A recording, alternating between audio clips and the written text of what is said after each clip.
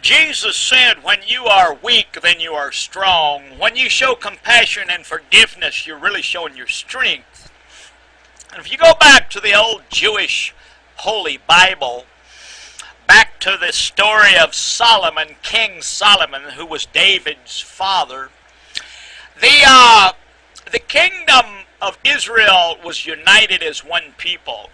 And the people were tired of old wicked King Solomon's high taxes and forced labor, making slaves out of their own Jewish people. And the people rose up and rebelled against old Solomon and created the North Israel and South Israel, two nations within the one, separated the nations into two different countries.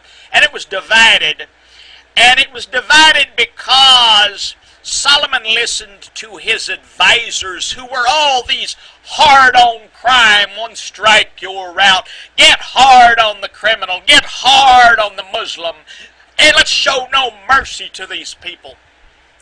And that's what turned the people against old Saul, and that's what split the kingdom of Israel in half. It was never the same after that.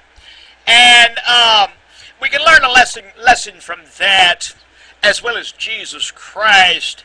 And if we take the lesson that forgiveness is strength, slow to condemn, and we apply that basic philosophy to life today, and you look around you and all you see is a dog-eat-dog world, white people stabbing white people in the back, hand clapping when you see your fellow brother fall by the wayside and destroy himself, and you do everything in the world to make it hard on convicted felons to ever regain citizenship and do what's right. You get in there and you convict every accused man in a court of law, even when they're innocent, and you push for extreme long prison sentences when they're not necessary. And you sit out here and you build your little utopian kingdom up where the rich are served like great gods, and the rest of us, we have to work in your hard on your perfect utopian society that is hard on everybody. When we have to live in a society like that, we're going to rebel against you.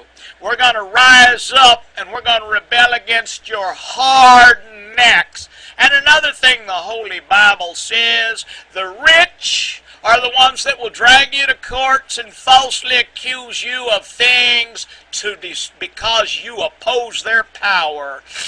And another thing about the wealthy, the corrupt wealthy in high places of power, the Bible also says that bullets, that their money won't stop their deaths. Their deaths are imminent. And if you go back in history and you look at the many times that the corrupt rich people of a nation were overthrown by the peasants when they rose up and guillotined them in France, took them out and shot them in 1917 in Russia, you're seeing the same thing today. So go on, get hard on your brother here in America, make it difficult for him to exist, and see if you aren't the one that gets the bullet tomorrow.